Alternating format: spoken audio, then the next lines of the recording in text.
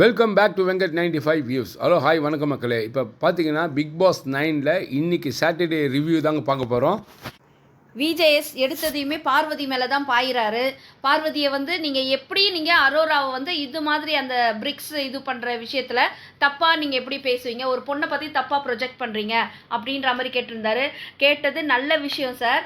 ஆனால் பார்வதியை மட்டுமே தப்பு சொல்கிற அந்த இடத்துல ஒரு கேம் உள்ளே போயிட்டுருக்குது. எதுக்கு அரோரா நீ எதுக்கு உள்ளே வந்த அதை கேட்டிருக்கணும். இதுதான் பாயிண்ட்டு. ஏன்னா விளையாடுறவங்களை தவிர்த்து வெளியிலேருந்து ஆடியன்ஸாக இருக்கிறவங்க அவ்வளோ என்ன சார் அவசரம் அந்த பொண்ணுக்கு உள்ளே வந்து அவங்க எதுக்கு சார் உள்ளே வந்து சொல்லித்தரணும். விளையாடுறவங்கள செலக்ட் பண்ணிட்டோம். செலக்ட் பண்ணவங்கள தவிர மற்றவங்க யாரும் உள்ளே வரக்கூடாது. ஃபர்ஸ்ட் ஆஃப் ஆல் அவங்க அது பண்ணது தப்பு, நீங்கள் அதை கேட்டிருக்கணும்.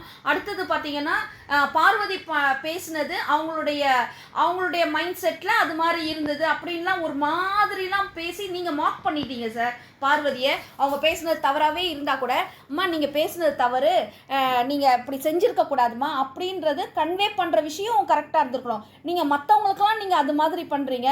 பார்வதிக்கும் அது மாதிரி கொஞ்சம் கரிசனையோடு நடந்துக்கிட்டிங்கன்னா நல்லாயிருக்கும் சார். நீங்கள் கண்டித்ததில் தவறே இல்லை.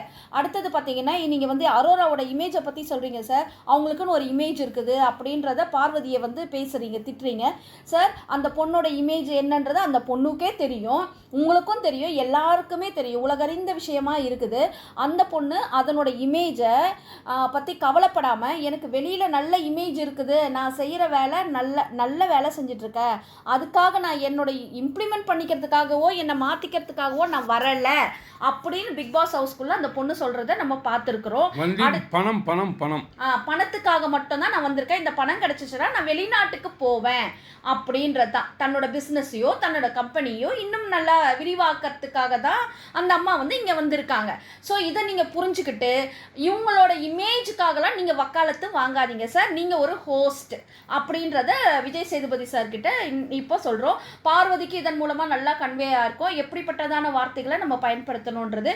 அவங்க இனிமேல் உஷாராக இருப்பாங்க, கேமை இன்னும் நல்லாவே புரிஞ்சிருப்பாங்கன்றது நம்மளோட கருத்தாக இருக்குது. அடுத்தது பார்த்தீங்கன்னா சபரி அண்ட் டீம் நல்லா மாட்டினாங்க வசமாக. ஏன்னா இவங்கள தான் கேட்பாரா அப்படின்னு ஒரு கொஷின் மார்க்கோடு இருந்தோம். கேட்டார், நல்லா இருந்தது, அது கேட்டது ரொம்ப நியாயமான விஷயமா இருந்தது. அதுக்கு உறுதுணையாக இருந்தவங்க யாருன்னா பிரஜன், சாண்ட்ரா, திவ்யா தான். அதுலேயும் சாண்ட்ராவோட வைக்கிற பாயிண்ட்டு லைவில் பார்க்குறவங்களுக்கு நல்லா தெரியும். சாண்ட்ரா ஒரு விஷயத்தை பிடிச்சிட்டாங்க, அந்த விஷயத்தையே தான் பற்றி பேசிகிட்டு இருக்காங்க. எல்லா இடத்துலையுமே அவங்க பதிவு பண்ணுறதை பார்க்க முடிஞ்சிச்சு. பார்வதியும் அதை தான் பண்ணுறாங்க. பட் பார்வதிக்கு கன்வே பண்ணுறது கொஞ்சம் குளறுபடி. ஏன்னா அவங்களுக்கு ஒரு பயம் இருக்கிறதுனால அவங்க பண்ணுறாங்க. சாண்ட்ராக்கு அந்த பயமே கொஞ்சம் கூட கிடையாது. ஏன்னா ஒருவேளை அவங்களுடைய ஏஜின் காரணமாக அந்த மெச்சூரிட்டி அதிகமாக இருக்குது அவங்களுக்கு. அதனால் பார்த்தீங்கன்னா அவங்க வந்து எல்லா இடத்துலையுமே அதை சொல்கிறாங்க. விஜேஎஸ் முன்னாடி சொல்லும் போதும் அவங்களோட அந்த பதட்டத்தை அவங்க அங்கே வெளிப்படுத்துகிறாங்க. ஏன்னா சபரி வந்து பார்வதியை வந்து தாக்கப்படும் போது அவங்க அந்த இடத்துல இருந்தாங்க. அதை வெளிப்படுத்தும் போது அவருமே அதை உணர்ந்தார், குறும்படமும் போட்டு காட்டுறாரு. அதையும் வந்து கனியும் சபரியும் வந்து அப்படியே மழுப்புறதும், அந்த இடத்துல வந்து விக்ரம் அங்கே இருந்துட்டு அவர் தான் சொல்கிறாரு இதெல்லாம் வந்து இது பண்ணாது, இந்த ஆட்டம் செல்லுபடி ஆகாதுன்ற மாதிரிலாம் சொன்ன விஷயத்தை வந்து அதையும் கொண்டு வராரு. அது ரொம்ப சூப்பராக இருந்தது. ஆனால் இன்னொரு விஷயம் நம்ம கவனிக்கணும், வக்ரம்ன்றது கண்டிப்பாக விக்ரமத்துக்கு 100% பொருந்துங்க. அது இல்லைன்னு யாராலும் மறுக்க முடியாதுங்க. ஏன்னா அந்த மறுபடியும் அந்த குறும்படம் போட்டு காமிக்கிறாங்க, அதில் அவன் வக்ர புத்தி அப்படியே காமிக்கிறான். அதே மாதிரி சபரீஷனை காமிக்கிற கணிக்கம் இருக்குது. ஸோ அந்த கூட்டமே சரிங்க 1000 இருக்கட்டுங்க, அவன் எதிரியாக இருந்தாலும் வீட்டுக்கு வந்தால் உபசரிக்கணும்னு ஒரு பண்பாடு இருக்குங்க. அப்படி இருக்கும்போது கீழே விழுந்து கலங்கி கீழே விழுந்து இருக்கிற பார்வதியை அவங்க கண்டஸ்டன்ட் கூட ஃபார்மாலிட்டி கூட விசாரிக்கிறது எந்த விதத்துல நியாயம்? அதுக்கப்புறம் தான் அவங்க ரெண்டு பேரும் உட்காந்து சிரிச்சு பேசிட்டு இருக்காங்களே, விக்ரமும் அந்த களவாணி கனியும் இருக்கிறாங்க இல்லையா, அவங்க ரெண்டு பேருமே உட்காந்து பேசி சிரிக்கிறாங்க. அவ அடிப்பட்டதை பார்த்து எனக்கு ஒரே சிரிப்பு தாங்க முடியலங்கன்னு இப்படியும் பேசிட்டு இருக்காங்க. இதை கூட அவங்க அட்ரஸ் பண்ணல. நல்லா குறும்படம் இதை கூட போட்டிருந்தாங்கன்னா இன்னும் அவங்க முகத்திரை நல்லாவே கிழிக்கப்பட்டிருக்கும். இப்படியும் வந்து அவங்க ரெண்டு பேருமே வந்து அதை அக்செப்ட் பண்ணவே இல்லை. ஆனாலும் திரும்ப குறும்படம் போடும்போது அவங்களுக்கே மனசு எவ்வளோ கில்ட்டியா இருந்தது. நடந்திருக்கும். அதை உணர்ந்து அவங்கெல்லாம் நடந்தாங்கன்னா இன்னும் கேமில் வரலாம். வெளியிலையும் கேமை முடிச்சுட்டு வெளி உலக வாழ்க்கைக்கு வரும்போதோ இவங்களுக்கு எப்படிப்பட்டதான வாய்ப்புகள் கிடைக்கும்ன்றது அவங்கவுங்க செய்கிற செயல்பாடுகள் தாங்க காரணம். இதை வந்து இவர் விஜய் சேதுபதி சார் இன்னைக்கு கேட்டது ரொம்ப சூப்பராக இருந்துச்சு, நல்லா இருந்தது. எல்லாரையுமே ரோஸ் பண்ணியிருந்தா. சபரியோட தில்லுமுள்ளு எல்லா விஷயத்தையும் எடுத்தாரு. ப்ரஷ் விஷயத்தை வந்து பிரஜன் எடுக்கிறாரு, அது வந்து ஸ்டாப் பண்ணாங்க. ஏன்னா நாளைக்கு இருக்கு அதனோட விஷயம், பார்க்கலாம். அதுக்கும் ஏதாவது குறும்படம் போடுவாரா இல்லை யார் அந்த ப்ரஷ்ஷை எடுத்திருப்பாங்கன்றத. இதில் எஃப்ஜே விக்ரமோட முகத்திரை எல்லாமே கிடைக்குது.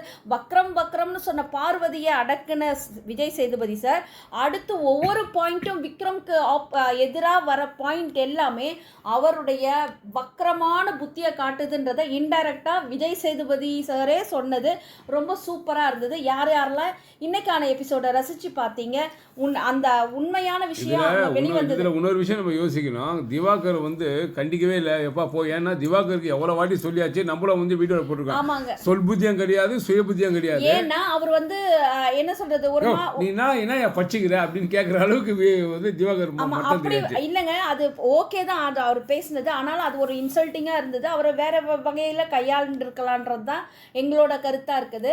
அடுத்தது பார்த்தீங்கன்னா அவரை பேசவே விடாது காரணம் அவரை வந்து வெளியில் அனுப்புகிறாங்கன்றதுனால அவரை வந்து ஒரு அவாய்ட் பண்ண மாதிரி அந்த இடத்துல அபிஷியலாக நமக்கு தெரிஞ்சது பார்த்தீங்கன்னா திவாகர் வெளியே வந்துட்டாருன்னு கேள்விப்பட்டோம். இருந்தாலும் நாளைக்கு வந்து கனியும் வெளியே அனுப்புனா நல்லா இருக்கும். ஆமாங்க. அடுத்தது பார்த்தீங்கன்னா இந்த பார்வதி வந்து லாஸ்ட் டைமில் வந்து எல்லாருமே அந்த பிரேக் டைமில் வந்து கம்ருதீன்லாம் வந்து பேச வரும்போது அவள் அந்த இவ்வளோ நேரத்துக்கு இவ்வளோ நாள் இந்த 1 வீக்காக உடையாத பார்வதி அந்த இடத்துல உடஞ்சி அழுது பாத்ரூம் பக்கம் போயிட்டு அவங்க அழுதது வந்து ரொம்ப மன கஷ்டமாக இருந்திருக்கும். ஏன்னா உண்மைதான், அதை நான் ஃபீல் பண்ணியிருப்பீங்க. ஏன்னா கம்ருதீன் வந்து அந்த இடத்துல வந்து ரொம்ப ஆறுதலாக இருந்தது, ஓகே தான், யாருமே அவங்களுக்கு ஆறுதலாக இல்லாத இடத்துல.